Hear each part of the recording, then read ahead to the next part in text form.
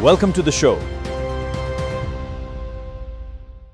आदरणीय दर्शक वृन्द, म anti corruption social activist colonel Madhav Sundar Khadka रिटायर्डको तर्फबाट हार्दिक अभिवादन।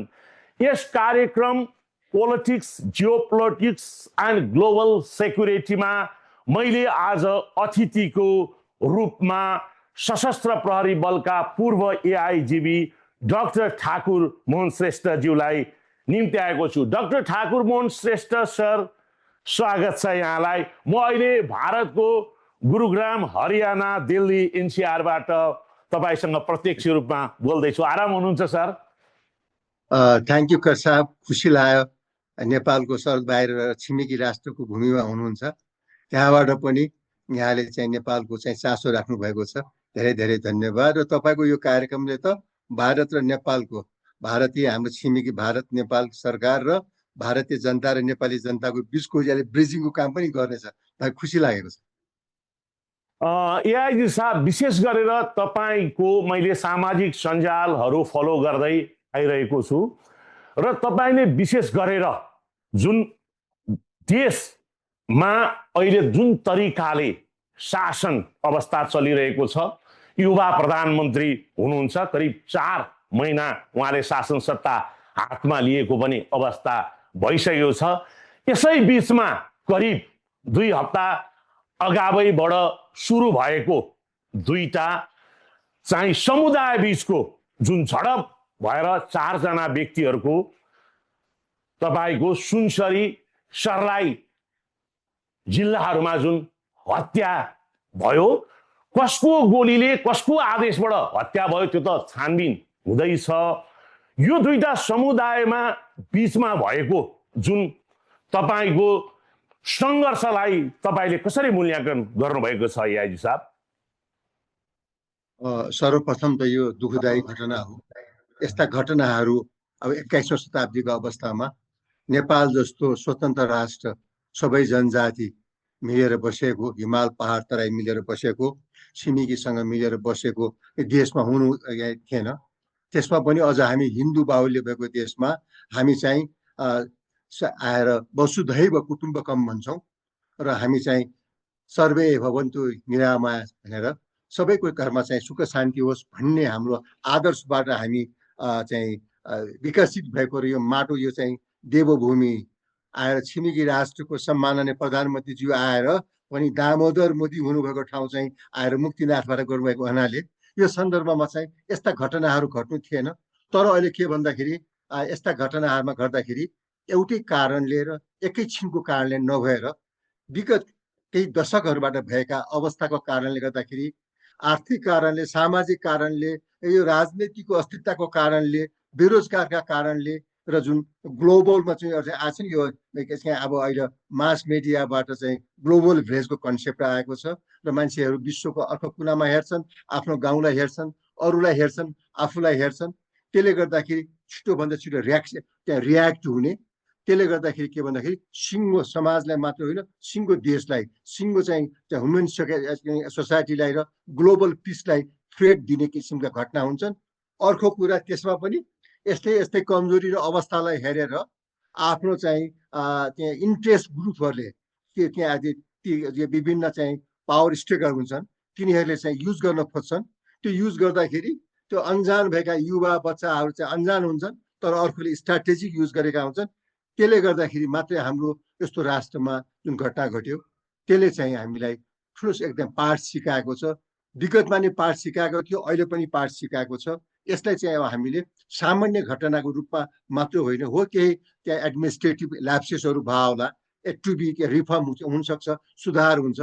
तर यसले दिएको पाठ चाहिँ नेपाल सेक्युरिटी, साउथ एसियाको सेक्युरिटी र ग्लोबल पिसको लागि धर्मयुद्ध नहोस्, अबको चाहिँ 3rd ग्रेड वारमा धर्मयुद्ध नहोस्, साउथ एसिया, नेपाल, भारत चाहिँ आएर धर्मयुद्धको भूमि नहोस् भन्ने पाठ पनि सिकाएको छ जस्तो लाग्छ मलाई त कर्सा। एआइजी साहब, यहाँले चाहिँ विद्यावरिधि पनि गर्नुभएको छ। विशेष गरेर तपाईँ राजनीति, भूराजनीति र अन्तर्राष्ट्रिय सुरक्षाको तपाईँ निकै नै जानकार हुनुहुन्छ। जुन किसिमले सुनसरीबाट सुरु भएको घटनामा नेपाल प्रहरी र सशस्त्र प्रहरी बलले मात्र जुन किसिमले अवस्थालाई नियन्त्रण लिन नसकेपछि प्रमुख जिल्ला अधिकारीले चाहिँ जुन 2028 सालको हाम्रो जुन जिल्ला सुरक्षा समिति ऐन अनुसार सेना पनि परिचालन गर्नुभयो र सेना परिचालन भएपछि केही नियन्त्रणमा आए तापनि विभिन्न सद्भाव र्याली लगायतका दुईटा समुदायको बीचमा जुन वैमनस्यतालाई कमी गर्नको लागि धर्मगुरुहरू मुस्लिम धर्मका गुरुहरूले समेत निकै चाहिँ कसरत गरेको पाइयो र त्यसै परिप्रेक्ष्यमा संविधान तथा कानुनविद डाक्टर विपिन कोइरालाले केही गरी सेना सडकमा नभएदेखि हामी घरमा बस्ने अवस्था रहँदैन थियो र नेपालको डेमोक्रेसीलाई त अदालतले कुनै पनि किसिमले संरक्षण गरेको छैन, एउटै मुद्दालाई दशकौं दशकसम्म पनि लाग्ने अवस्था छ भनेर जुन सेनाप्रति दिनुभएको भरोसालाई तपाईँले कसरी मूल्याङ्कन गर्नुहुन्छ डाक्टर साहब? कुनै पनि राष्ट्रको राष्ट्रिय एकताका बिम्बहरू आउँदाखेरि त्यो कम्पोनेन्ट भनेको यहाँ आएर राष्ट्रिय सेना नै। राष्ट्रिय सेना हाम्रो एकताको प्रतीक भइसकेपछि त्यसमा चाहिँ हामी शङ्का गर्नै भएन। हो केही कमजोरी होला, तपसिलका यहाँको वार्तामा कुरा गरौँला। त सिङ्गो चाहिँ बिल्टी चाहिँ आएर एउटा पार्टी हार्यो भने अर्को पार्टी सरकारमा आउँछ, एउटा दल एउटा सरकार असफल भयो भने अर्को सरकारबाट गठन हुन्छ। विभिन्न खालको होला होइन, बहुमुखको सरकार अथवा एकल सरकार अथवा त्यो होला। तर सेना चाहिँ आएर असफल भयो भने राष्ट्रको चाहिँ आएर राष्ट्रको झन्डा परिवर्तन हुन्छ, राष्ट्रियता प्रयोग हुन्छ, आफ्नो नेसनल आइडेन्टिटी चाहिँ चेन्ज हुन्छ। तसर्थ हामीले चाहिँ राष्ट्रिय सेनालाई त्यो ठाउँमा राख्नुपर्छ र सेना पनि चिफ टु डाउन त तल चाहिँ सोल्जरसम्म पनि त्यो इन्टिग्रिटीमा बस्नुपर्छ। एउटा व्यक्ति दुईटा व्यक्तिको कुनै गल्ती हुन सक्ला। त सिङ्गो चाहिँ एउटा इन्स्टिट्युसनल जुन हो, यसले त हाम्रो कुनै पनि देशको, चाहे भारतको होस्, अमेरिकाको होस्, नेपालको होस्, अथवा जुनसुकै देशको पनि आएर सोभरेनिटीको चाहिँ आएर सेफ गार्ड, नेसनालिटीको सेफ गार्ड देयर आफ्टर अब इन्टरनेसनल लमा चाहिँ हुने आफ्ना रोल एन्ड रेस्पोन्सिबिलिटीको जुन कमिटमेन्ट छ त्यसको पालना गर्ने आधारमा हुन्छ। नेपाल UN को चाहिँ मेम्बर कन्ट्री पनि हो, सार्कको मेम्बर कन्ट्री पनि हो, आफैमा चाहिँ एउटा पहिचान साउथ एसियामा पुरानो पहिचान लिएको स्वतन्त्र राष्ट्र पनि हो। यो अर्थमा चाहिँ जुन सेनाको कुरा आउँदाखेरि सेना आयो। तर के भन्दा म के भन्छु भन्दा अब अर्को दृष्टिकोणले है, यसरी तुरुन्तै आएर सेना आउनुपर्ने अवस्थाहरू जुन आइराखेको छ नि, सेना नै तुरुन्त आउनुपर्ने अवस्थाहरू पहिला पनि आए चैत्र 15मा पनि काठमाडौँमा, भदौ 24मा पनि अन्तिममा आउनुपर्ने अवस्था आयो। त्यो आफै यहाँ चाहिँ जेएनजीमा छोराछोरी यहाँ जानुभएको थियो, यहाँलाई थाहा छ भने यो परिवेशलाई मैले सानो चाहिँ छोएर के भन्छु भन्दाखेरि राष्ट्रको सेनालाई ठिक ठाउँमा राख्नुपर्छ। सरकारले पनि जनताले पनि सेना पनि ठिक ठाउँमा बस्नुपर्छ। मान सम्मान इज्जत र तयारी, रणनैतिक तयारी, सेरोमोनियल उसको प्रिपरेसन, स्ट्राटेजिक प्रिपरेसन हुनुपर्छ र ऐन मौकामा right time at the right जब जस्तै स्टिच इन टाइम सेभ्स 9 भन्छ।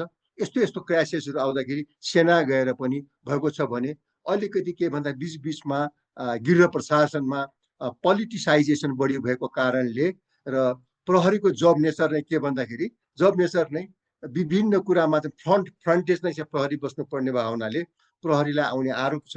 अझ प्रहरीले त नगरमा चाहिँ don't do this don't do this don't do दिसमा चाहिँ भन्नुपर्ने अवस्था आउँछ।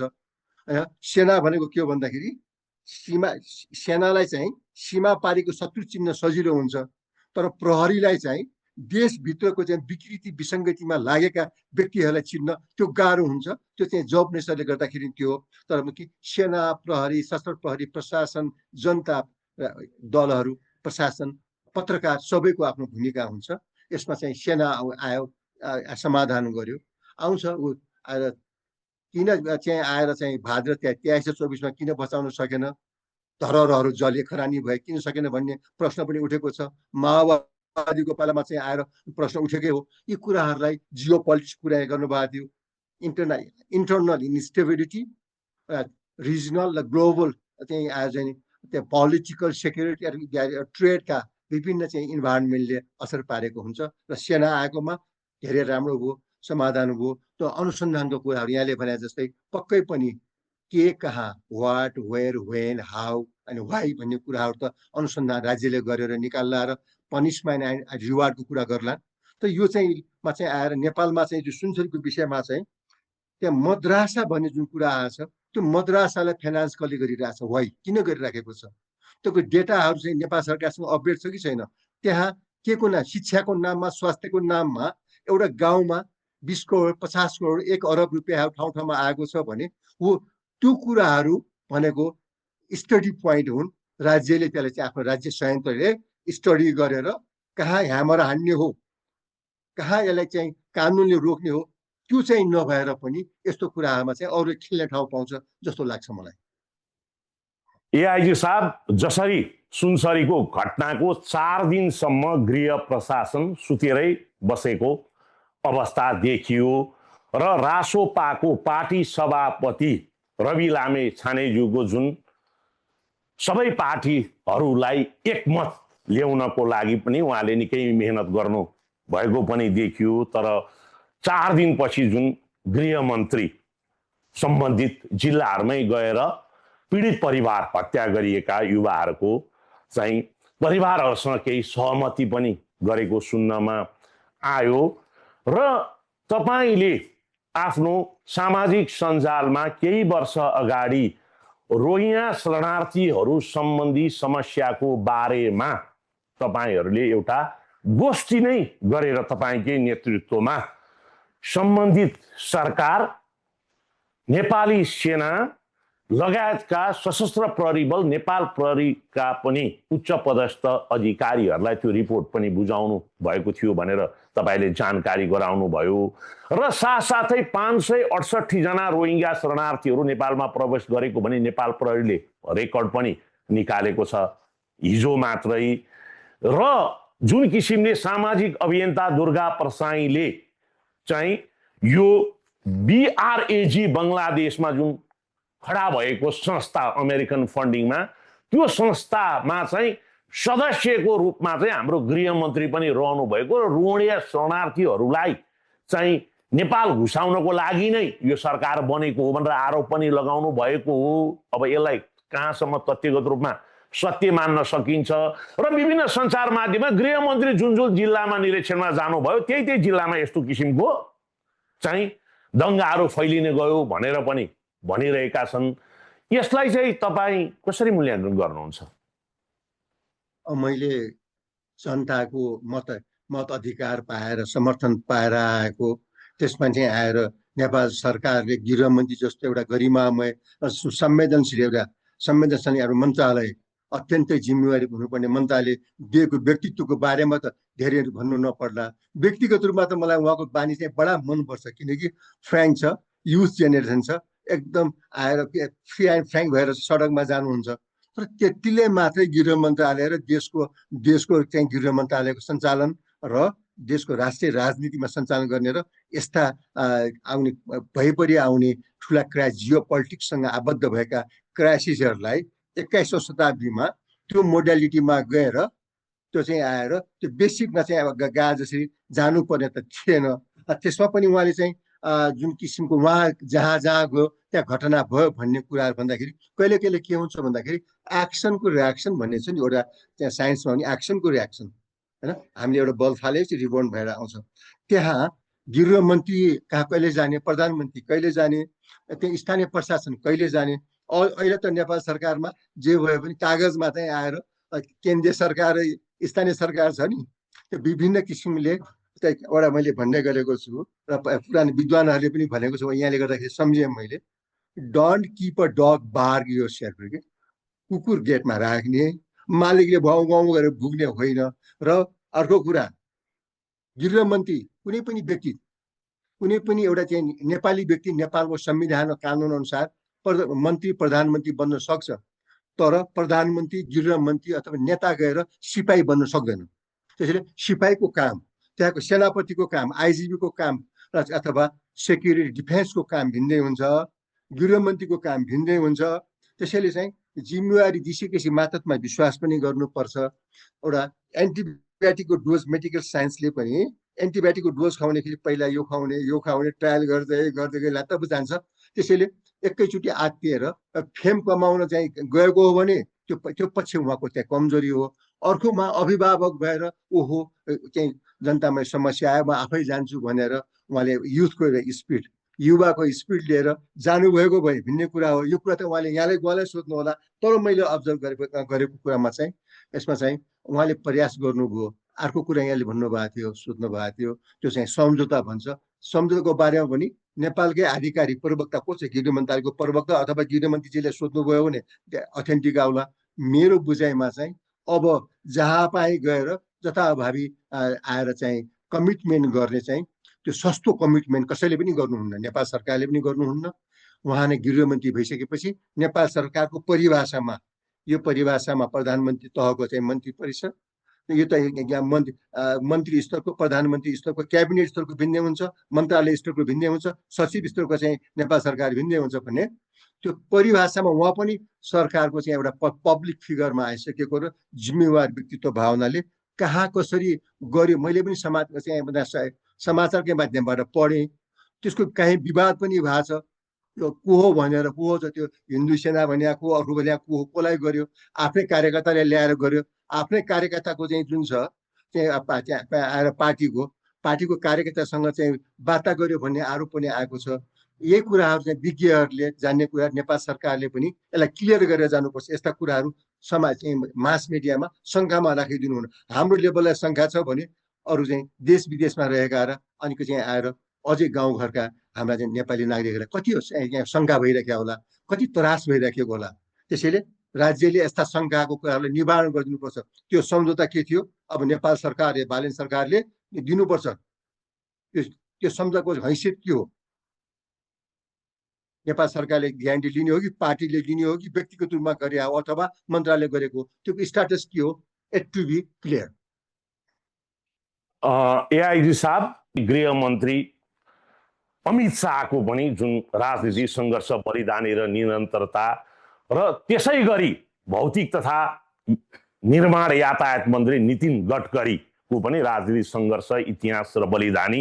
अमित शाह र नितिन गडकरी त भाजपाको तत्कालीन अध्यक्ष नै हुनुहुन्थ्यो। टिम हेर्नुहोस् है त, यहाँको भारतको टिम यस्तो छ, किनभने भारतबाटै कार्यक्रम सञ्चालन गरेर अब हाम्रो देश बनाउने टोली भनेर प्रधानमन्त्रीले फोटो हाल्नु भएको छ। 3 जनाको प्रधानमन्त्रीको पनि खासै परिपक्वता देखिएन राज्य सञ्चालनमा। अब गृहमन्त्री त शासन सत्ता कसरी चलाउनु पर्छ जुन गणेश विकको आत्मदाह भयो, गएर संसदमै कोलाहाल गरेर रुनुभयो। भौतिक मन्त्री, पूर्वाधार मन्त्री खुट्टा भाँचिदिनुपर्छ ठेकदारहरूको भन्दै हिँड्नु भएको छ। यो अपरिपक्वताको शासन शैलीलाई तपाईँले कसरी मूल्याङ्कन गर्नुहुन्छ एआई साहब? वास्तवमा हाम्रो नेपालको विडम्बना यही भएको छ।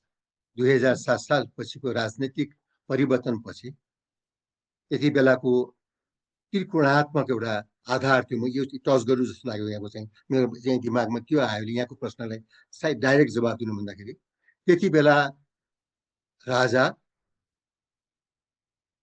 आएर राजनैतिक पार्टी नेपाली काङ्ग्रेसको नेतृत्व र छिमेकी राष्ट्र भारतको तीनटा यो ट्रायङ्गल चाहिँ अफोर्डबाट आएर नेपालमा प्रजातन्त्रको बीज रोपिएको थियो। पछि गएर त्यसमा चाहिँ आएर केही तत्कालीन भारतको चाहिँ अब नेताहरूले पनि आएर नेपालमा सेनालाई चाहिँ कमजोर पार्ने खेल गरेर आएर नेपालको सेना पनि कम गर्यो। हो, 7 सालमा भएको कमजोरी, 17 सालमा भएको प्लस पोइन्ट चाहिँ माइनस पोइन्ट, राजा महेन्द्रले गरेको प्लस पोइन्ट अहिले देखिराखेको छ। तत्काल केही विरोध पनि भए है। त्यसपछि आएर चाहिँ 36 सालमा नेपालमा चाहिँ त्यहाँ विद्यार्थी आन्दोलन भयो, 37 सालमा रेफरेन्डम भयो, अनि आएर 40 सालमा बमको भयो, अनि आएर यहाँहरू पनि हामी चाहिँ सेवा गरेको 44 सालमा त यहाँ सुरु भएर 46 सालमा त आन्दोलन भएर आएर अनि आएर बहुदलीय व्यवस्था भएको आएको ठाउँमा त्यहाँ आएर संवैधानिक राज संस्था भएको हिन्दू अधिराज्य लेखेको संविधान चाहिँ बहुदलीय व्यवस्था लागू भएको ठाउँमा के कारणले चाहिँ आएर यहाँ आएर माओवादी जनयुद्ध सुरु भयो त? यो कुरा चाहिँ त्यति बेलाको यहाँ चाहिँ आएर अब गडकरीजीले यो चाहिँ आएर नीतिशजीले र त्यो सम्माननीय प्रधानमन्त्री मोदीजीले सुन्नु पर्यो, बुझ्नु पर्यो, उहाँलाई थाहा छ सबैलाई। यहाँले अस्ति भर्खरै एक हप्ता अगाडि इन्टरभ्यू लिनुभएको छ, तिनजनाको उहाँहरूको कुरा पनि आइसकेको छ।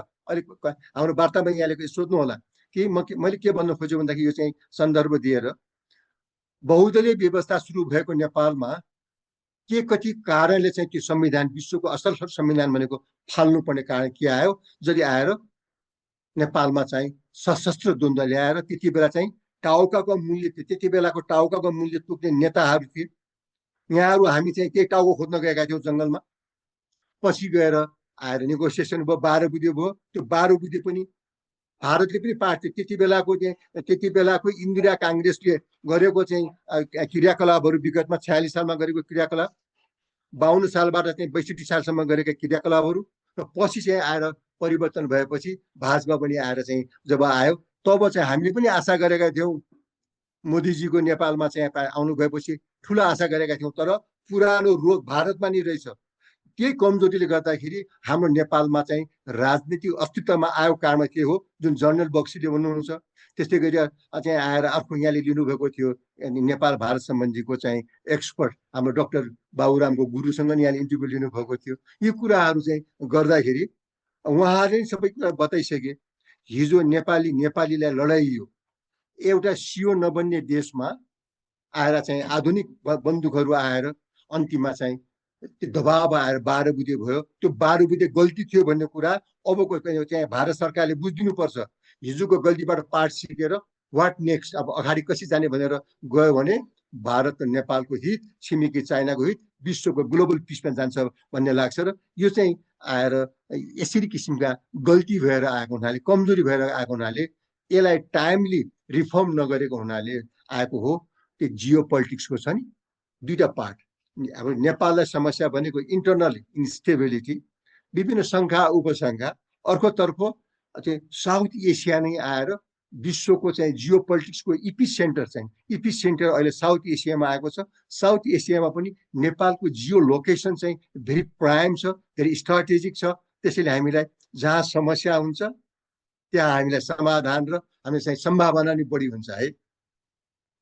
या हिसाब तपाईँले यो करिब 50 दिनमा यो भूराजनीतिक सन्तुलन, राष्ट्रिय सुरक्षा र विश्वको बदलिँदो परिवेशमा चाहिँ विभिन्न बायोल्याटरल, मल्टिल्याटरल देशहरूको सम्बन्धको बारेमा 3टा लेख पनि लेख्नुभयो। त्यो मैले मिहिन तरिकाले त्यो लेख पनि पढेँ। र तपाईँ एउटा राष्ट्रवादी व्यक्तित्व हुनुहुन्छ र तपाईँका हरेक क्रियाकलापहरूमा नेसन फर्स्ट भन्ने जहिले पनि झल्केको मैले देखेको छु। तपाईँ उच्च राजनीतिक चेतना पनि छ र तपाईँ नेपाल प्रहरीमा करिब आधा दशक, सशस्त्र प्रहरी बलमा करिब 1.5 दशक, आधा दशक होइन 1.5 दशक नेपाल प्रहरीमा, सशस्त्र प्रहरी बलमा 1.5 दशक र नेपाली सेनाको पनि तपाईँले करिब 4वटा तालिम हासिल गर्नुभएको छ। समग्रमा तपाईँले नेपालको सुरक्षा निकायहरूको कार्य सम्पादन शैली राम्रोसँग बुझ्नुहुन्छ। अब हेर्नुहोस् त, प्रधानमन्त्रीज्यूले सुनसरी जिल्ला र सर्लाही जिल्लामा भएको घटनाहरूको विषयवस्तुमा ब्रिफिङ लिनको लागि सशस्त्र प्रहरी बलका र नेपाल प्रहरी बलका चाहिँ आइजी साहबहरूलाई बोलाउनु भयो र आफ्नै अन्तर्गत ल्याइएको राष्ट्रिय अनुसन्धान विभागको प्रमुखसँग खासै सरसल्लाह गरेको पनि पाइएन। र यो किसिमको जुन नेपालको सुरक्षा निकायहरूको पछिल्लो चरणमा फेरि राष्ट्रिय सुरक्षा परिषदको बैठक पनि बसेर सेना परिचालन लगायतका कुराहरू पनि गरे, ती आफ्नो ठाउँमा छन्। तपाईँ एउटा सुरक्षाको विशिष्ट जानकारको नाताले यो राष्ट्रिय सुरक्षा परिषदको जुन सचिवालय पनि छ एउटा, जसमा चाहिँ नेपाली सेनाको उपरथीको नेतृत्वमा सबै सुरक्षा संयन्त्रका रथीवृन्द तथा वरिष्ठ अधिकृतहरूको चाहिँ सहभागिता भएको त्यो थिङ्क ट्याङ्कको रूपमा त्यसलाई मानिन्छ। त्यसलाई त विभिन्न चाहिँ सुरक्षा निकायका प्रमुखहरूले आफूमाथि षड्यन्त्र गर्न सक्ने खालका र कामै नलाग्नेहरूलाई त्यहाँ लगेर त्यो तपाईँको लगेर थुपारेको देखियो। र त्यसको साथै राष्ट्रिय अनुसन्धान विभागको कार्यशैली र कार्यक्षमतामाथि पनि जुन प्रधानमन्त्रीले आफ्नै अन्तर्गतको राष्ट्रिय अनुसन्धान प्रमुखलाई पनि ब्रिफिङ नलिनुलाई चाहिँ तपाईँले कसरी मूल्याङ्कन गर्नुभएको छ? अब प्रधानमन्त्री भएपछि धेरै हाइटमा बसिया हुनुहुन्छ। मेरो मेरो मेरो कल्पना र मेरो विश्वास, माई बिलिफ सिस्टम, प्रधानमन्त्री भनेपछि उहाँको एउटा पार्टीको मात्रै होइन, हिमाल पहाड तराईको सिङ्गो र नेपालले कमिटमेन्ट गरेका नेसनल इन्टरनेसनल रिजनल हाम्रो चाहिँ आएर एसोसिएसनका कमिटमेन्ट गरेका कुराको पनि उहाँ चाहिँ त्यसको चाहिँ प्रतिनिधि हो भने यस्तो ठुलो जिम्मेवारी पाएको एउटा युवा हुनुहुन्छ। उहाँले चाहिँ यति कमजोरी गरे जस्तो त मलाई लाग्दैन। तर बाहिर चाहिँ देख्दाखेरि अब हामी त्यो सिन त देखेन, उहाँले भित्र कोठामा सल्लाह गरेर राख्नु भएको थियो कि अथवा उहाँले आफ्नो टास्कमा बाहिर पठाउनु भएको थियो कि, द्याट इज अनदर पार्ट। तर चाहिँ सेक्युरिटीको चाहिँ कन्सेप्ट छ टप लेभलको माथिले उल्लेख छ नि, इन्टेलिजेन्स इज एक्सपेन्सिभ, धेरै खर्चिलो हुन्छ इन्टेलिजेन्स भनेको सामान्य कुरा होइन, very expensive. In the absence of the intelligence more expensive. यदि इन्टेलिजेन्स नै त्यहाँ छैन भने झन् बढी खर्च हुन्छ भविष्य नतिजा आउनलाई। त्यो सिलसिलामा नेपालको इन्टेलिजेन्सले पनि आएर धेरै पहिला चाहिँ आएर दरबारमा, राणाकालीन दरबारमा पृथ्वीनारायण शाहका पालामा बसेका त्यहाँ आएर चाहिँ त्यहाँ इन्फर्मेटको कुराहरूलाई लिएर आएर 7 सालबाट नै आएर नेपालमा गुप्तचरको चाहिँ यहाँ कन्सेप्ट सुरु भएको थियो भने यस्तो इतिहासमा 2007 सालको आन्दोलनको कार्यक्रम चाहिँ मोबाइल नभएको बेलामा, फ्याक्स नभएको बेलामा, टेलिफ्याक्स नभएको बेलामा त्यहाँ पनि नेपाल सरकारले चाहिँ त्यहाँ घुसाएर खबर चाहिँ के निर्णय भयो भन्ने कुरा भारतको कुनै गाउँमा निर्णय हुँदाखेरि काठमाडौँमा चाहिँ आएर दरबारमा चाहिँ अथवा सिंहदरबारमा आइसकेका हुन्थ्यो। तर यहाँले उठाएकोमा इन्टेलिजेन्समा चाहिँ सबैभन्दा पहिला आधार भनेको टु द पोइन्ट, अब यो यहाँ समय पनि होला धेरै व्याख्या नगरे भन्दाखेरि कानुनले नेपालको चाहिँ इन्टेलिजेन्सलाई नेपाल सरकारले कस्तो इन्टेलिजेन्स खोजेको हो प्रश्न उठ्छ। खालि आएर सहभागीमा इन्टेलिजेन्स छ भन्ने मात्रै पार्ने हो कि अफेन्सिभ र डिफेन्सिभ क्यापासिटी बिल्डअप गर्ने हो? यदि नेपाल सरहदभन्दा बाहिर पठाउने हो भने त्यो अनुसारको चाहिँ एम्बेसीहरू खोलेर त्यहाँ अपोइन्टमेन्ट दिनु पर्यो, सेना प्रहरी कहाँ दिन राख्ने हो, त्यो अनुसारको उनलाई चाहिँ टेक्नोलोजी ब्याकअप दिनु पर्यो। सबैभन्दा भने कानुन हो, त्यो कानुन धेरै कमजोर छ। दोस्रो कुरा, अनि आएर संस्था बनाउने, संस्था बनाएपछि किन शङ्का गर्ने? हेर्नुहोस् त, त्यहाँ आएर चाहिँ कहिले चाहिँ आएर प्रहरीबाट चाहिँ एनआइडीमा मान्छे लगिदिन्छ, कहिले एनआइडीबाट तल विभिन्न चाहिँ मान्छे ल्याएर आएर प्रहरीमा राखिदिन्छ। यस्तो किसिमको के एउटा स्टेबल चाहिँ पोलिसी भएन र नेसनल सेक्युरिटीलाई एकदम कमजोरी रूपमा लिने, एउटा हेल्थ सेक्युरिटीको रूपमा जुन लिन्छ नि, that is the blunder mistake हिजोका सरकारले गर्दै गर्दै आएको छ। त्यही कुरा अहिले बालेन सरकारले गर्छ भने definitely you will be the failure. त्यो फेलियर भएर खुसी हुने होइन। म पनि एउटा चाहिँ यहाँ आएर सेन्ट्रल राइटको चाहिँ पार्टीमा अथवा सोइल बेस्ड डेमोक्रेसी, ह्युमेनिटी र म चाहिँ हिन्दूको पहिचानको लागि र चाहिँ नेपालीको पहिचानको लागि, विश्व मानवताको लागि चाहिँ आवाज उठाएको व्यक्ति हौँ। हामी आवाजमा उठाएका छौँ। हामीसँग हतियार छैन, हामीसँग पैसा छैन, तर हामीसँग इन्टिग्रिटी र अनेस्टी एन्ड इन्टिग्रिटी र पोलिसी छ र आफूले बोलेको कुरामा स्ट्यान्ड लिने, सही कुरा बोल्ने अनि आधारमा लिएको छु। यो अर्थमा चाहिँ हामी कुरा गर्दाखेरि जुन किसिमको यो इन्टेलिजेन्सको चाहिँ ल्याप्सेसहरू आइरहेछ, हेर्नुहोस् त, समुद्रमा जुन पानीमा छ नि, अहिले टाइटानिक पनि आएर के त तैरेको थियो, त्यत्रो वेटको पछि एक्सिडेन्ट गयो भन्ने कुरा हो कि। त्यसैले यो पानीमा तैराउने भनेको चाहिँ सेनाको चाहिँ मोबिलिटी, प्रहरी र प्यारामिलिट्री फोर्सको चाहिँ मोबिलिटी र सरकारको मोबिलिटी र नेपालको जस्टिस सिस्टममा समेत सही कुरा ल्याएर अथेन्टिक कुरा दिने र नेसनलको चाहिँ सेक्युरिटी, नेसनल डिफेन्स र नेसनल डेभलपमेन्टमा चाहिँ आएर फ्युचर पर्सपेक्टिभ भएर कुनै पनि काम गर्नु छ भने प्राइम रोल भनेको एकदम राज्यको पावर भनेको के हो त इन्टेलिजेन्स हो। इन्टेलिजेन्समा कसलाई लगेर अनि यहाँले चाहिँ त्यो कमजोर छौँ हामी, त्यसैले रिजल्ट दिन सकेको छैन। त्यसमा पनि अझ यहाँले भन्नुभयो राष्ट्रिय सुरक्षा परिषदको कुरा गर्नुभयो। वास्तवमा राष्ट्रिय सुरक्षा परिषदको चाहिँ जुन कन्सेप्ट आएर सिभिल सुप्रिमेसीको कुरा जब आयो 46 सालको चाहिँ आन्दोलनपछि, सिभिल सुप्रिमेसी भनेको व्यापक एउटा चाहिँ चर्चा, फेसन वर्ड भयो कि एकदम फेबुलियस वर्डलाई ल्याएर फेसनमा लगिदियो। हुनुपर्ने यसको गरिमा भिन्दै हो।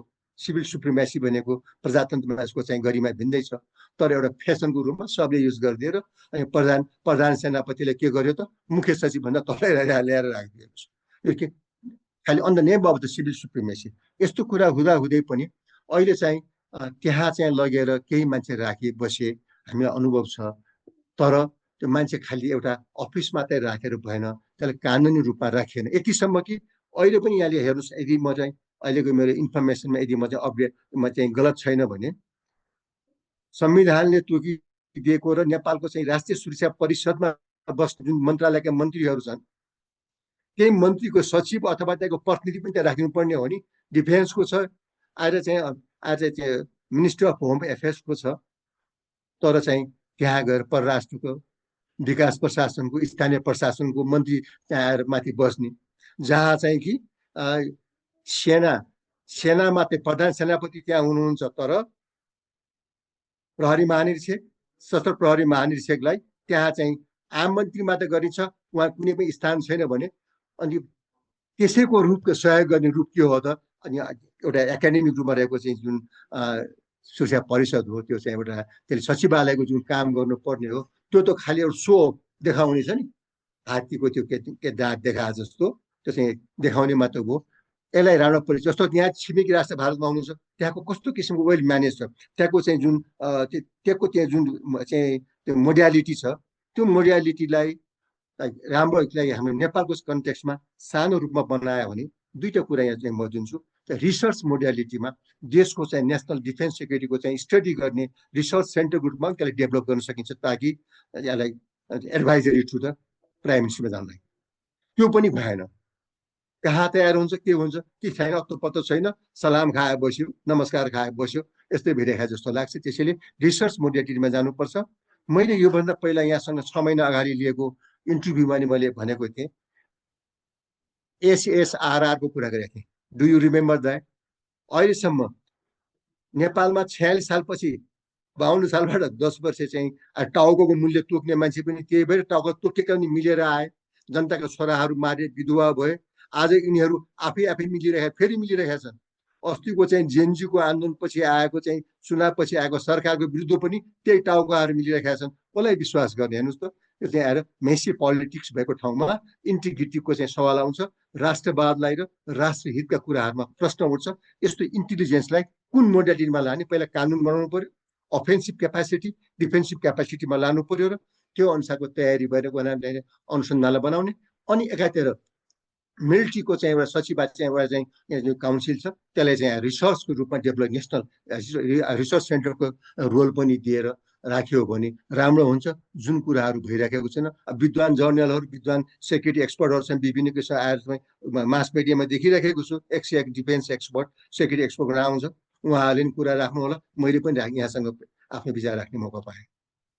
एकजना विद्वानले भन्नुहुन्छ भदौ 24 गतेको टिओबी प्रायोजित हिंसाका अतिवादी जरा नष्ट नगरेसम्म देश अराजक र अस्थिरबाट तङ्ग्रन सक्दैन भनेर भनेको अभिव्यक्तिलाई तपाईँले कसरी मूल्याङ्कन गर्नुहुन्छ?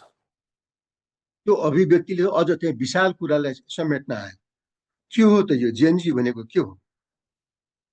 विभिन्न एउटा चाहिँ प्लानरहरूले आएर चाहिँ राख्छ कि यहाँसँग चाहिँ कुरा राख्दाखेरि विभिन्न फ्युचर पर्सपेक्टिभ भएर स्टडी गरेको कुरामा चाहिँ अहिले विश्वको पोलिटिकल स्ट्याटसलाई हेर्ने हो भने ग्लोबल पावरहरू कहाँ गएछन्, उनीहरूको चाहिँ हेडिङ चाहिँ भन्दा अगाडि बढेको छ कि वाट नेक्स्ट, अब चाहिँ पुँजीवादमा जाने कि समाजवादमा जाने, यो दुवै फेलियर भयो। वाट नेक्स्ट भनेर न्यू ग्लोबल उनीहरू आएर चाहिँ अर्डरको लागि चाहिँ कुरा गरिराखेका छन्। हामी चाहिँ 200 वर्षपछिको कुरा जानुपर्छ। उहाँले भनेको कुरामा नि त्यो जेएनजी भनेको के हो? जेनेरेसन होइन, अर्को चाहिँ न्यू मिलियनमा नाम दिँदै जाउला, तर जेएनजीलाई चाहिँ मिसयुज चाहिँ गर्नु भएन। जेएनजी भनेको हाम्रो युवा हुन्, हरेक देशमा आउँछ, हरेक सोसाइटीमा आउँछ, हरेक चाहिँ घरमा जेएनजी भएर आउँछन्। तर जेएनजी भनेर आएर चाहिँ जेनेरेसन ग्यापमा कन्फ्लिक्ट ल्याउने कुरा होइन। र पछिल्लो चाहिँ आएर फिलिपिन्समा नि केही कुराहरू उठे, साउथ एसियाको कुरा गर्दाखेरि श्रीलङ्काबाट सुरु भएको चेन्ज, बङ्गलादेशमा आएको चाहिँ त्यसको चाहिँ सिम्टम्स, नेपालमा आएको इफेक्ट र पछिल्लो यहाँ अहिले चाहिँ बसिराखेको यहाँ त्यहाँबाट अहिले गइरहेछ, यहाँले भारतमा हुनुहुन्छ, म नेपालमा छु, भारतमा भएको चाहिँ कोक्रोचको जुन कुरा आयो भने यसको चाहिँ मोडालिटीलाई हेर्दाखेरि भारतमा कोक्रोच चाहिँ सफल हुन सकेन। किन भन्दाखेरि त्यहाँको मिलिट्री बलियो थियो, त्यहाँको जस्टिस सिस्टम बलियो थियो, त्यहाँको प्रशासन बलियो थियो, त्यहाँ पढे लेखेका जनताहरू र्युमर के हो यो डिजिटल जुन मास मिडियाबाट आएर चाहिँ साइबरको रूपमा चाहिँ आएर उनीहरूले चाहिँ आएर के हो अल्गोरिदमको कुरा जुन आएछ हल्ला गरिदिने प्रचार गरिदिने त्यो मिसइन्फर्मेसन चाहिँ जो किसिमको स्ट्राटेजी आएछ, कसैले खेल्ने प्लेयरहरूले जुन खेलिरहेको छ त्यो असर त्यहाँ केही दिन तर रिजल्ट चाहिँ त्यहाँ चाहिँ उनीहरूले पाउन सकेन। तर नेपालमा चाहिँ सत्ता परिवर्तन भयो। यो सत्ता परिवर्तन भएको अर्थमा यहाँले भनेको जुन टिओबीको कुरा आउँछ, गृहमन्त्रीको त जिउमा नै टिओबी लेखेर राखेको छ भने त्यो कुरा चाहिँ आएर जनताले बुझ्नुपर्ने हो, नेपाल सरकारले बुझ्ने हो, नेपाल सेनाले बुझ्नुपर्ने हो इज हु भनेर। त्यसैले एआइजी साहब, विशेष गरेर अहिले जुन किसिमले विश्वमा युद्धहरू भइरहेको अवस्था छ र युद्धको साथसाथै शक्ति सङ्घर्षहरू, यहाँको जुन 12 खरीमा लेखिएको लेखमा अहिले विश्वको बदलिदो परिस्थितिमा शक्ति सङ्घर्षहरू चर्किँदै साउथ एसियामा पनि अब महाशक्तिशाली राष्ट्रहरूको केही सङ्घर्ष चर्किने भन्ने कुराहरू पनि तपाईँले अभिव्यक्ति दिनुभयो लेख मार्फत। साथसाथै हिजो मात्र अमेरिकाको राष्ट्रपति डोनाल्ड ट्रम्पले भारत र चीनमाथि रसियाबाट तेल किन्नुको कारणले 100% चाहिँ ट्याक्स लगाउने भन्ने पनि घोषणा गर्नुभयो।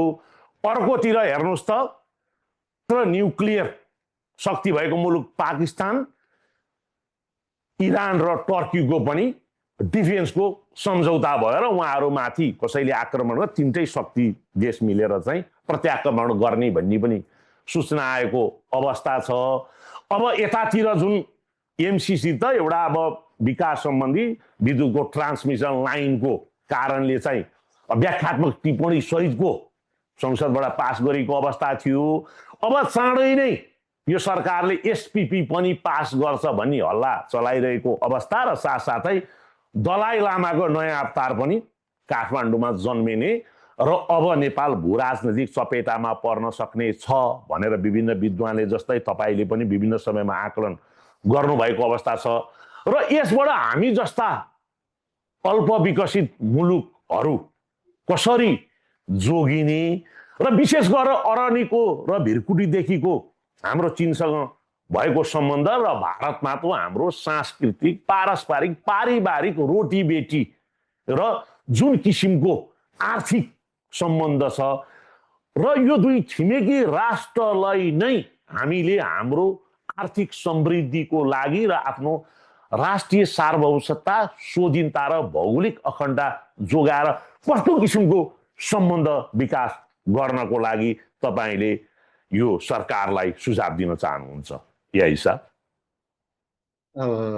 हामीले अघि चाहिँ युथ कक्रोचको कुरा गऱ्यौँ, राष्ट्रियताको कुरा गऱ्यौँ, माओइस्टको कुरा पनि गऱ्यौँ र चाहिँ विभिन्न सुनसरीका कुरा पनि गरेर आएर हाम्रो डायलग अगाडि बढ्यो। यही सिलसिलामा फेरि यहाँ जियो पोलिटिक्सको कुरामा हामीले जोड्दै ल्याउनु हो। वास्तवमा भन्ने हो भने सानोलाई सानो पिर, ठुलोलाई ठुलो पिर भन्छ। राष्ट्रको सार्वभौम अधिकार र सार्वभौम सत्ताको चाहिँ दृष्टिकोणले कुनै राष्ट्र ठुलो सानो हुन्न, तर त्यसलाई चाहिँ त्यो इन्टरलिङ्क गर्ने कम्पोनेन्टहरूले गर्दाखेरि कहिले बिगारिदिने, कहिले नजिक ल्याइदिने, कहिले टाढा ल्याउने हुन्छन्। यी चिजहरूलाई चाहिँ आएर डिप्लोमेसी 1, डिप्लोमेसी 2, ट्र्याक 1, ट्र्याक 2, अहिले 1.5 ट्र्याक भन्ने पनि कुराहरू आउँछन्। यो कुरामा विगतका सरकारहरू, नेपालका विगतका सरकारहरू फेलर भए, छिमेकी भारत र चीनको विश्वास गुमाए। त्यस्तै भारतका त्यति बेलाका सरकारहरू मध्ये पछिल्लो सरकार भनेको चाहिँ इन्दिरा काङ्ग्रेसको सरकार हो, उसले नि फेलर भएर गयो। आएर चाहिँ 4 माउन्टेनको किताबहरू छापेर ल्याएर नेपाललाई पनि त्यस्तै बिहेभ गर्न खोजे। नेपालमा चाहिँ भुटानी शरणार्थी पनि आएर रोहिङ्ग्या शरणार्थी, मैले भनेको थिएँ कि अघि कुरा यहाँ उठाउनु भएको थियो, त्यो त आप्रवासी भने त्यो चाहिँ अवैध आप्रवासी हो। नेपालको चाहिँ इन्टरनेसनल कमिटमेन्ट कुनै कानुनले दिँदैन, बट दे आर हियर। त्यसले गर्दाखेरि सुनसरीको घटना भन्दा अर्को ठुलो घटना नहोस् भनेर वार्निङ दिएको थिएँ भने अहिलेको सन्दर्भमा हामी छिमेकी मुलुकमा चाहिँ दुईटा छ नि, ल्यान्ड टु ल्यान्ड रिलेसन भनेको हामी रहेको ऐतिहासिक रिलेसन भनेको राजनैतिक दृष्टिकोणले चाइना र नेपाल, भारत र नेपाल मात्रै होइन। अनि भारतको इतिहास त भरत राजा भन्ने आउँछ, यहाँ राजा जनकको 10 पुस्ता माथिको सम्बन्ध भरत राजाको कुरा आउँछ। यो कुरा पछि कहीँ गरौँलाको मौकामा यसलाई पनि सम्झेर भन्दाखेरि अहिले चाहिँ भारत र नेपालको सम्बन्ध भनेको रोटी बेटीमा भन्ने चलन छ कि हामी प्रशासकले, सेना, प्रहरी, बोर्डर मिटिङमा, राजनीति, म भन्छु रोटी बेटीको सम्बन्ध होइन, हाम्रो सनातन संस्कृति भूमि हो यो। तपभूमि, देवभूमि, यो चाहिँ आएर शक्ति लिने भूमि हो। विश्व ब्रह्माण्डको चाहिँ रचना हुँदाखेरि जुन कुरा चाहिँ अहिले कुरा गर्दाखेरि जीओडी गड, जी जेनेरेटर, ओ operator, D destroyer, Brahma Vishnu Mahesh, अङ्ग्रेजी शब्द जीओडी डीमा नै आउँछ। यो कुराहरू पछि साइन्सले पनि प्रुफ गर्लान्। हनुमान चालिसमा लेखेको सूर्यको र पृथ्वीको दूरीले पनि पुष्टि गर्ला, नासाले स्टडी गरिराखेको होला। यो चाहिँ जियो पोलिटिक्सकै कुरालाई हामीले गर्दाखेरि अहिले चाहिँ इन्डो पेसिफिक एउटा एस्पेक्ट एउटा आएन, अर्को चाहिँ आएर ब्रिकको आएको छ, त्यसपछि आएर चाहिँ आएर अन्तर्राष्ट्रिय संस्थाहरू फेलियर भएर गएको छ। अन्तर्राष्ट्रिय युएनहरू सक्रिय हुन सकेका छैनन्। इन्टरनेसनल जुन एउटा एजेन्सी एसोसिएसनहरू थिए वास्तवमा फेलियर भएर गएका छन्। र त्यसैले विश्व शक्तिहरू चाइना, रसिया चाहिँ आएर अमेरिका र हाम्रो साउथ एसियाबाट लिड गर्ने भारतको चाहिँ छ, त्यो पनि आएर न्यू ग्लोबल अर्डरको लागि चाहिँ हाम्रा विद्वानहरूले, नेताहरूले, साइन्टिस्टहरूले, प्रोफेसरहरूले स्टडी गरिराखेका होलान्। यस्तै अस्थिरता बढेको बेलामा भारत र नेपालको बिचको जुन यो संस्कृति, भौगोलिक, people to people, culture to culture, land to land, अनि आएर पार्टी टु पार्टी पनि होला, government to government, mil to military. म भन्छु कि यहाँले एक हप्ता अगाडि इन्टरभ्यू लिनुभएको रञ्जित रेवको पछि सम्झ्यो, अरू एम्बेसडर कुरा पछि गर्दै गरौँला। उहाँ इन्टेलेक्चुअल एम्बेसडर हुन्, बहुत अभिभावक इन्टेलेक्चुअल। तर उहाँकै पालामा दुईटा कुरा भएको मलाई स्मरण आउँछ। यहाँसँग चाहिँ यहाँ इन्टरभ्यूको कुरामा झलक्कै त्यो याद आएपछि दुईटा कुरा उहाँलाई मैले भन्नु पर्यो। उहाँले आफ्नो किताबमा के लेख्नु भएको छ, फलाना अफिसको सरुवा बडामा गए, तर ठाकुर मोहन सरुवा बडामा उहाँसँग कहिले जानु परेन, सायद उहाँसँग नगए भने हाम्रो चाहिँ म चिप नभए होला, यतिसम्म भने। दोस्रो कुरा, उहाँले चाहिँ मोदी सरकार थियो, मोदी साग चाहिँ समिट भयो नेपालमा, भारतको चाहिँ नेतृत्व गरेर सम्माननीय मोदी आउनु। उहाँ आएपछि जनकपुरमा हजारौँ गएर एउटा चाहिँ आएर त्यहाँ आमसभा गर्ने भन्ने प्रपोजल कसले ल्यायो भन्दाखेरि उहाँले ल्याए। म पनि त पदमा थिएँ नि। उहाँले प्रपोजल ल्याए, नेपाल सरकारले ल्याए, त्यो त सरसल्लाह हामी सेक्युरिटीसँग हुन्छ। उहाँले प्रपोजल ल्याए, मोदीलाई त्यहाँ लाने भनेर। जति बेलामा नेपाल सरकारको परराष्ट्र नीति त्यहाँ के हो त्यो त असंलग्न हो नि, सागको समिटको भइरहेको छ। एउटा देशको चाहिँ नेतालाई लगेर ठुलो चाहिँ मास मिडियामा लिएर गयो भने एकछिन भारतको चाहिँ मोदीजी खुसी होला, तर भारतको पनि एगेन्स्टमा त्यहाँ कुरा हुन्छ भन्नको लागि चाहिँ त्यति बेलाको चाहिँ सरकारले र परराष्ट्र मन्त्रीमा चाहिँ एउटा प्रोफेसर हुनुहुन्थ्यो, महेन्द्रजी हुनुहुन्थ्यो, उहाँ हुनुहुन्थ्यो। पछि हामी मिटिङमा नि बाहिर गए, म पनि जान पाएको थिएँ कतैबाट। त्यो कुरा हुँदाखेरि उहाँले डिनाइ गरिदिनु भयो, सिधा जानिदिनु भएन। त्यो रञ्जित रेको थियो। मैले यो किन भन्न खोजेँ भन्दाखेरि रञ्जित जे जस्तो इन्टेलेक्चुअल मान्छे नेपालमा एम्बेसडर भएर आउने। अहिले चाहिँ धेरै इन्टरभ्यू हेर्छु, उहाँले नेपालको विरोध गर्न छोड्नु भएको छैन। नेपालका क्या कैसा पहिचान है, इसका आफ्ना पहिचान क्या है भन्नुहुन्छ। We have a series of the identity, मतलब फर्मर एक्सिलेन्सी हो Ranjitji, you are the intellectual person. We have a ancient history and identity. ऐसे इसको चाहिँ ऐसे इस तरफ से बात ना कीजिए भनेर म भन्नेवाला छु यो मेसेजबाट।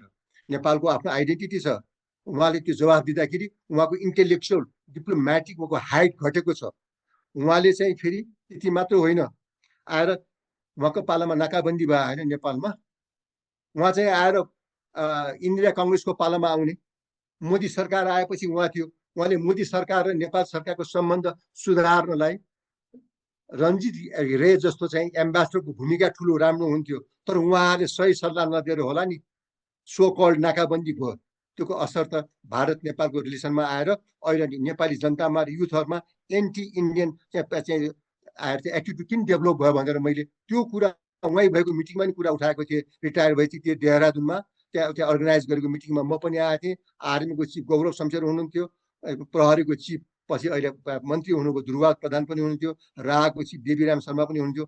म पनि मैले चान्स पाएर गएको थिएँ। मैले यो कुरा त्यहाँ पनि राखेको थिएँ।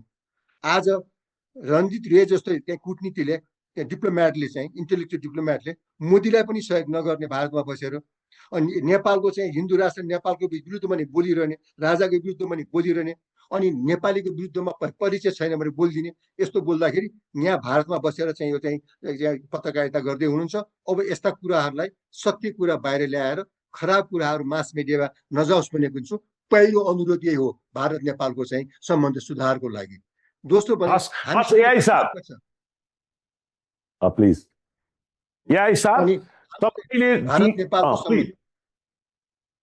भारत नेपालको सम्बन्धको लागि त हामीसँग त कति बाटो छ। हाम्रो चाहिँ भारत नेपालको सम्बन्धमा हाम्रो चाहिँ people to people relation, culture to culture, हाम्रा वारिपारीमा वैवाहिक सम्बन्ध, कारोबारको सम्बन्धहरू छ। हाम्रा धर्मको सम्बन्धमा 4 धाम गरेर आउने ठाउँहरू अन्तिम धाम या पशुपतिमा छ।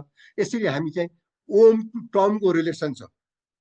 हाम्रो कोखदेखि लिएर अन्तिम चाहिँ सम्बन्ध हाम्रो भारतीय जनता संस्कार र नेपाली जनता संस्कारसँग छ। यसलाई चाहिँ युज गर्नुपर्नेमा विश्वमा अब चाहिँ जापानमा चाहिँ स्टडी भएर त्यहाँ आवाज निकालेको छ, खाने पानी चाहिँ विश्वको हक हुनुपर्छ भन्ने। ड्रिङ्किङ वाटरको विश्वमा सबैभन्दा बढी ड्रिङ्किङ वाटरको क्यापासिटी भनेको नेपाल हो, हाइड्रो ऊर्जा मात्रै होइन। अनि नेपालको जियो पोलिटिक्समा चाहिँ आएर चाइनाको मार्केट, भारतको मार्केट अनि ग्लोबल पावरहरूले फोकल पोइन्ट बनाएको एसियामा चाहिँ आएर चाहिँ छ। भारत र चाइनालाई ग्लोबल पावर बन्ने आधारमा नेपालले ब्रिजिङको काम गर्न सक्छ। त्यसैले सुरक्षित नेपाल, विकसित नेपाल के हुन्छ भन्दाखेरि सेफ गार्ड हुन्छ, हाम्रो नेबरको चाहिँ सेफ गार्ड हुनसक्छ, सपोर्टर हुनसक्छ र ग्लोबल पिसको लागि चाहिँ यसले चाहिँ ब्रिजिङको काम सागुको काम गर्न सक्छ। नेपालमा चाहिँ अब हामी नेपाल भारत कहीँ धनी भएर गएको छ के कोही आएर इकोनोमिक्समा अर्थतन्त्रमा, चाइना चाहिँ फड्को मारेको छ। प्रश्न उठ्यो नि त, अब सी जिनपिङले र चाहिँ मोदीजीले चाहिँ चिया खाएर सल्लाह गरे हुन्छ नि, हामी धनी भयौँ, हाम्रो छिमेकी नेपाल किन कमजोर भयो भनेर उहाँले चाहिँ छलफल गरेर सानो अलिक सहयोग थोरै काठ थापिदियो भने त हामीलाई के चाहिन्छ र? हामीका भएको साधनलाई उत्पादनमुखी बनाएर हाम्रो पानीलाई प्रयोग गरिदिनु पर्यो। त्यो सागरमा नुनमा पानी मिसिएपछि त्यो पानी चाहिँ पिउन लायक हुँदैन। त्यसैले नेपालको रनिङ वाटरलाई प्रयोग गरेर कोसीको चाहिँ आएर दुःख भनेर बाँध पनि राख्नु परेन, म्याक्सिमम युज गर्ने, धार्मिक युज, व्यापारिक युज गर्ने। अरबको तेल आउँछ, युरोपको चाहिँ हुस्कीहरू, लग्जरियस वाइन र हुस्की नेपालमा आउँछ भने नेपालको हाई क्वालिटीको ड्रिङ्किङ वाटरहरू why not to supply to the Arab and Europe. यस्तो कुरामा सहयोग गर्न सक्छ। हामीले चाहिँ प्रोडक्सनमा जाने, बिआरआईको बिचमा चाहिँ झगडा भएको छ, एसपिपीको विषयमा झगडा भइरहेको छ, त्योभन्दा नेपालले चाहिँ कि बिआरआईलाई पनि नेपालको हितमा। त्यसैले भारतले भारतको हित सोचोस्, चाइनाले चाइनाको हित सोच्छ भने नेपालले पनि आफ्नो हित बटम लाइन बनाउने र ओन चाइना पोलिसी चाइनाको छ भने त्योभन्दा हाम्रो त नजिकको इन्टिमेसी भनेको हरेक चिजमा सम्बन्ध भएको त भारत र हामी नेपाली हो नि। त्यसैले भारत नेपालको चाहिँ सम्बन्ध विश्वमा युनिक छ। छिमेकी चाइनाको हिमालले चाहिँ ब्लक गरेको छ। यतापट्टि त हाम्रो त विश्वमा युनिक भएको रिलेसनलाई ought to be exploited in the favour of the Nepal and please भन्न चाहन्छु, we have a series of hope. यति कुरामा चाहिँ यहाँले चाहिँ भन्नुभएको थियो, यहाँले भन्दा मलाई दिमागमा के आयो भन्दाखेरि यही मौका छोपेर हामीले भारतको एक्सलेन्सीलाई र चाइनाको एक्सलेन्सीलाई हामीले किन अनुरोध नगर्ने होइन? यो मौकाबाट as a bona fide citizen of Nepal I respectfully appeal to Indian government, Chinese government अनि मेरो नेपालको सरकारले पनि म गर्नेछु to respect, they have to respect our Nepal sovereignty, territorial integrity and strategic autonomy. यति त सहयोग गर्नैपर्छ। And to see the Nepal not a threat. Nepal threat China र भारतको थ्रेट होइन। Don't see the Nepal as a threat to our neighbours. मुख्य कुरा के भन्दाखेरि नेपालको चाहिँ के छ भन्दाखेरि जियो पोलिटिकल राइभलीमा जाने होइन। Excellency Xi Jinping, excellency Modi, please don't see the Nepal not as the threat of the geographical rivalry, but as a bridge for peace, global peace, connectivity, cooperation, and shared prosperity, especially to our Excellency Modi. You are the Hindu, we are the Hindu. Hindu राष्ट्रको पहिचानको लागि हो। हामी मुसलमान र क्रिस्चियनसँग झगडा गर्नलाई होइन। We respect to the others. हामी उहाँहरूलाई अरू धर्मलाई हामी सम्मान गर्छौँ, सर्वधर्म सर्वभावमा जान्छौँ। तर नेपालको चाहिँ एउटा हिन्दू राष्ट्रको पहिचानमा हाम्रो छिमेकी राष्ट्रले सहयोग दिनुपर्छ, चाइनाले पनि हामीलाई समर्थन दिनुपर्छ, नेपालले समर्थन दिनुपर्छ। यहाँले अघि कुरा उठाउनु भएको थियो, लाइनमा टेक्निकल प्रब्लम आएको थियो, अनि यहाँले दलाई लामाको कुरा गर्नुभएको थियो। दलाई लामाको कुरालाई 3टा इन्ट्रेस्ट छ। चाइनाले आएर चाहिँ पोटला दरबारमा चाहिँ आएर न्यू इन्कार्नेसनको चाहिँ बारे चाहिँ छलफल गर्न चाहन्छ आफ्नो तिब्बतको त्यो पोटला दरबारमा। भारतले धर्मशालामा गरिदियोस् भन्न चाहन्छ, तर नेपालले यहाँ गरोस् भन्ने चाहना होइन। अमेरिकाले चाहिँ नेपालमा गरिदियोस् भन्ने चाहना चाहन्छ। तसर्थ चाहिँ हाम्रो छिमेकी राष्ट्रहरूमा विवादमा ल्याउने, नेपाललाई आएर डिस्प्युट एरिया बनाउने, गुहारको चाहिँ अरूको कवाज मैदान बनाउने काममा कसैले पनि छिमेकीले पनि हामीलाई इन्भोक गर्नुहुन्न। र टिम बनाएर गयो भने नेपाल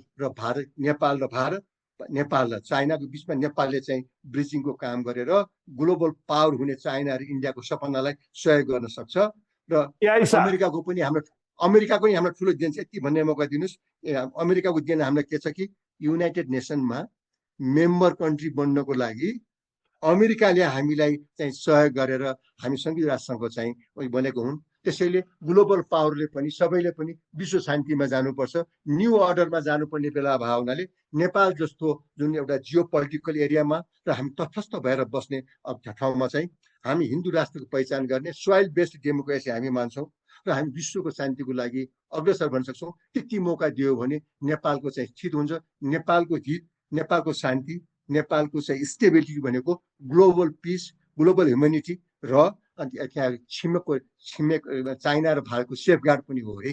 यति मैले अनुरोध चाहिँ गरेँ। अरू प्रश्न के छ? या हिसाब केही दिन अगाडि यो टेलिभिजनमा प्रोफेसर डाक्टर पुष्प अधिकारीले नेपाली सेनाको स्ट्रेन्थ भन्दा पनि नेपालमा रहेको गुम्बाहरूभित्र रहेको टिबेटियन शरणार्थीहरूको स्ट्रेन्थ ठुलो छ भनेर बेलायत लगायत पश्चिमा मुलुकहरूले जुन स्ट्राटेजिकल अध्ययन गरेको उहाँसँग पनि त्यसको केही कुराहरू बुझ्नको लागि त्यो जुन शोधपत्र पठाइएको रहेको भनेर उहाँले जानकारी पनि गराउनु भयो। र तपाईँले पनि आफ्नो लेखमा राष्ट्रिय सुरक्षाका चुनौतीहरूमध्ये मुख्य चाहिँ भूराजनैतिक सन्तुलन कायम राख्नु, आर्थिक रूपान्तरण, समाजको मानवीय सुरक्षाको विषयमा तपाईँले औलाउनु भएको थियो। र खगेन्द्र संलग्न स्तम्भकार तपाईँ चिनिहाल्नुहुन्छ। उहाँले चाहिँ यो अहिलेको सरकार कम्युनिस्ट सरकारहरूको जस्तै उग्र राष्ट्रवाद जुन कुरो देखिसकेको छ, कुनै पनि राजदूतहरूलाई एक्लै नभेट्ने र फेरि भारत भेट गर्न जानको लागि आफ्ना मुख्य सल्लाहकार कुमार बेन्ज्यूलाई सडक मार्गबाट पठाउने र लोकप्रियता र लोक रजाइको आधारमा चलेको छ भनेर अभिव्यक्ति दिनुभयो। समग्रमा यो सरकारको राजनैतिक भूसङ्कट कायम राख्न गरेको प्रयास र लोकप्रियता र लोक रिझाइको कार्यक्रमलाई तपाईँ कसरी मूल्याङ्कन गर्नुहुन्छ? यो नै मेरो अन्तिम प्रश्न हो। यसलाई हेर्दाखेरि हामीले नेसनल हाम्रो चाहिँ प्रायोरिटी के हो त्यो बाटो हेर्नुपर्छ। नेसनल निड हाम्रो के हो त्यो हेर्नुपर्छ। त्यसपछि गएर पिस, सेक्युरिटी र सस्टेनेबल डेभलपमेन्टको एस्पेक्टलाई हेर्ने हो भने नेपालमा यसरी एउटा चाहिँ अझ आएर चाहिँ यो मिस इन्फर्मेसन दिने किसिमको छ। मास डिजिटल अहिले चाहिँ जुन छ यो प्रविधिको चाहिँ आएर ध्रुवीकरण भएर गएको छ विश्व। पहिला चाहिँ राजनैतिक ध्रुवीकरण थियो, अब डिजिटल क्यापासिटीको आधारमा पनि ध्रुवीकरण भइरहेछ है। यो अर्थमा चाहिँ नेपालमा विभिन्न गुम्बाहरूमा छ भनेर पटक पटक पत्र पत्रिकामा लेख्ने, त्यो पत्रकार कस्तो हो, त्यो चाहिँ लेख्ने मान्छे कस्तो हुन् आधारमा आउँछ भने त्यो नेपाल सरकारलाई अधिकार छ। नेपाल सरकारलाई अधिकार छ, छिमेकी राष्ट्रलाई पनि इन्फर्मेसन छ भने नेपालमा यदि धर्मको नाममा कुनै मन्दिरमा अथवा गुम्बामा अथवा मस्जिदमा हतियार आएको छ भने ठिक छ, नेपालको इन्टेलिजेन्सले भ्याएन होला, नेपाल सरकारलाई खबर आएन अरे। भारतको इन्टेलिजेन्स फेल भयो त एक नम्बर, चाइनाको इन्टेलिजेन्स फेल भयो हो कि अमेरिकाको इन्टेलिजेन्स फेल भयो हो त? नेपालको चाहिँ मित्र राष्ट्र हो भने नेपाल युएनको चाहिँ इन्फर्मेसन फेल भयो हो त? नेपालको मेम्बर कन्ट्री, युएनको मेम्बर कन्ट्री हो। युनाइटेड नेसनले पनि आफ्नो मेम्बर कन्ट्रीमा कुनै धर्म गुम्बा चाहिँ आएर हतियार छ भने उसले आवाज उठाउनु पर्ने हो। यसलाई पनि आएर ग्लोबल लेभलबाट हेरिराखेको होला। म त के भन्छु भन्दाखेरि कुनै पनि धर्मगुरुहरूले हिन्दू, मुस्लिम, किरात होइन क्रिस्चियनको चाहिँ कसैले पनि धर्मयुद्ध गर्ने बेला होइन, धर्मलाई चाहिँ राजनीतिमा ल्याउनु हुँदैन। र यदि गुम्बाहरूमा त्यस्तो आएको छ भने नेपाल सरकारलाई अधिकार छ त्यो कुराहरू चाहिँ समयमा खोज गर्नुपर्छ। जुन अघि मद्रासाको कुरा मैले गरेको थिएँ, मद्रासामा शिक्षा दिने हो भने त्यहाँको एजुकेसन पोलिसी के हो, त्यहाँको चाहिँ वन्डर पोलिसी बनायो भने चाहिँ पैसा आउने, पैसा आउने वन्डर पोलिसी बनाऊ। अब हाम्रो योभन्दा पञ्चायतकालमा पनि त मुसलमानहरू चाहिँ आएर चाहिँ जानुहुन्थ्यो त, आफ्नो मक्कामा जानुहुन्थ्यो, नेपाली टुपी लगाएर गएर चाहिँ महत्त्व भएको कुरा चाहिँ अघि के 3 दिन अगाडि हाम्रो माननीय रापरपाको माननीय चाहिँ मुस्लिम माननीयले त्यहाँ बोल्नु भएको छ। त्यसरी हामी जान्थ्यौँ, हामी नेपालको मुस्लिम भएर आज यस किसिमको चाहिँ आछ। नेपालमा रोहिङ्ग्या घुसेको छ, रोहिङ्ग्या घुसेको आधारमा प्रश्न चाहिँ धेरै उठेको छ है। यो रोहिङ्ग्या घुसेको छ शरणार्थी केसमा। त्यति मात्र होइन, अब नेपालमा पहिला बर्माबाट पनि आए होइन, ठाउँ ठाउँबाट आए, फर्के पनि। यी कुराहरूलाई चाहिँ विगतको इतिहास भुल्नुहुन्न। त्यसैले कोक्रोच भने पनि जेन्जी जे भने पनि आफ्नो इतिहास भुल्नुहुन्न, आफ्नो पुर्खाको डेडिकेसन भुल्नुहुन्न। र युथको स्पिरिट हुन्छ, युथको स्पिरिट हुन्छ। बुढापाका कामै लाग्दैन, हाम्रा छोराछोरी हामीलाई काम लाग्दैन भन्ने अवस्था होइन नि। त्यसैले बुढापाकाको अनुभवहरूलाई लिने, उहाँहरूलाई चाहिँ दिने कदर सम्मानहरू दिने, युथहरूले जिम्मेवारी लिनुपर्छ। र युथहरूले देश विकास गर्न सक्छ। भारतमा म अहिले कुरा गर्दा गर्दै दिमागमा आयो, भारतमा एउटा जेनेरेसन आयो जति बेला ठुला राष्ट्रहरूले, शक्ति राष्ट्रहरूले भारतलाई मोडर्न कम्प्युटर बिक्री गरी किन्न दिएको थिएन मार्केटमा। अनि युथहरूमा त्यो चाहिँ आएपछि त्यति बेला भारत सरकारले तिमीहरू बाहिर जान्छौ कि हामी नेपालमा के भारतमा के गर्ने भन्दाखेरि ल हामी बाहिर जान्नौ, हामीले चाहिँ ल्याब खोलिदियो कम्प्युटर बनाउने भन्दाखेरि आज स्पेसमा भारत पुगेको छ। विश्वले कम्प्युटर नदिएको देश चाहिँ आज स्पेसमा पुगेको छ भने होइन, आएर चाहिँ 6 अगस्त र 9 अगस्तमा हिरोसिमा र नागासाकीको बमले ध्वस्त भएको जापानमाथि पुगेको छ भने वाइ नट नेपाल? हाम्रो युथहरूले अगाडि बढ्नुपर्छ, तर कसैका गोटी भएर होइन। जेएनजी होस्, कोक्रोच होस्, कोक्रोच त भारतमा ठिक लागिसक्यो, त्यहाँको प्रशासन बलियो, राजनीति बलियो, त्यहाँको सेना बलियो, इन्टेलिजेन्स बलियो भन्नाले मिसयुज हुन दिएन। तर उनीहरूको आवाज त त्यहाँ छ नि, उनीहरूले ल्याएको सुशासनको आवाज, भ्रष्टाचार नहोस्, विद्यार्थीको चाहिँ आएर चाहिँ उनीहरूको चाहिँ सिलेक्सन चाहिँ आएर चाहिँ पारदर्शी होस् भन्ने आवाज त पास सिकाएको छ नि। मोडालिटी फरक हो। त्यसैले बालेनजीको चाहिँ जुन चाहिँ अघि ल्याएको प्रश्नहरूमा अहिले चाहिँ सबै अपोनेन्ट जुन फेलर भएका केही ठुला विगतका ठुला पार्टीका नेताहरू एक भएर बस्ने, आफ्नो देशमा चाहिँ सशस्त्र क्रान्ति गरेर आतङ्ककारीको चाहिँ बिल्ल लगाएको मान्छे चाहिँ पटक पटक प्रधानमन्त्री भए प्रचण्ड।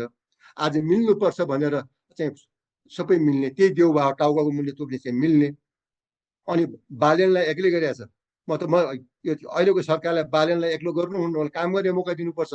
रापरपाको मेरो पार्टीले पनि हामी चाहिँ रापरले चाहिँ सही काम गरेसम्म हामी समर्थन गर्छु भनेर भनेको छ हाम्रो अध्यक्षले, हाम्रो चाहिँ माननीयहरूले। तर राष्ट्रियता, राष्ट्रको सार्वभौमिक सत्ता भुल्नु भएन, नेपालको हित भुल्नु भएन, नेपालीको हित भुल्नु भएन। नेपाल र भारतको बिचमा समस्या समाधान गर्नुपर्ने सजिलै हुन्छ। पहिला के बोल्नु भयो त्यहाँ प्रधानमन्त्रीज्यूले करेक्सन गर्नुभयो। दुईटा देशको बिचको चाहिँ प्रशासन प्राविधिक बसेपछि त अनि त्यहाँ हाम्रो मोदीजी र हाम्रो चाहिँ बालेन प्रधानमन्त्रीजी बसेपछि त समस्या समाधान भइहाल्छ नि। कस्ता कस्ता समस्या समाधान हुन्छ, सीमाका कुराहरूदेखि लिएर सबै हुन्छ भने नहुने होइन। तर इन्टेन्सन ठिक हुनु पर्यो, हृदयबाट त्यो माया हुनु पर्यो। दुवै राष्ट्रका नेतामा, दुवै राष्ट्रको सेनामा, भारत सेना र नेपाल सेना मिलेर त्यो ब्लकेज खोले हो नि। ट्र्याक 1.5 डिप्लोमेसी हो नि, मिलिट्री डिप्लोमेसी। महत्त्व हुन्छ भने केही अब केही गलत धारणा भएका मिलिट्री जर्नल, मिलिट्री अफिस स्टाफबाट पनि केही गल्ती भयो भने त्यो व्यक्तिबाट हो। त्यो सिङ्गो चाहिँ त सेनाको चाहिँ महत्त्व त हामी कसैले नकार्नै सक्दैन नि। हस् याई साहब, यहाँले जुन आफ्नो ज्ञान, बुद्धि, विवेक र यहाँले जुन प्राप्त गर्नु भएको अनुभवको आधारमा जुन नेपालको राजनीति, भूराजनीति र ग्लोबल सेक्युरिटीको विषयमा जुन तपाईले अभिव्यक्ति दिनुभयो त्यो साह्रै ओजनदार, गर्विलो र समय सान्दर्भिक छ। हामी पुनः यसै गरी फेरि अर्को महिना पनि भारतको पनि तपाईँ जस्तै एकजना विद्वानलाई सँगै राखेर जुममा फेरि हामी 3 जना पुनः चाहिँ राजनीति, भूराजनीति र ग्लोबल सेक्युरिटीको बारेमा छलफल गर्नेछौँ। धन्यवाद। धन्यवाद। भारत र नेपालको सम्बन्ध पनि अगाडि चाहिँ टप हाइटमा जाओस् तपाईँहरूको माध्यमबाट। धन्यवाद। हस् याई साहब, थ्याङ्क यू भेरी मच।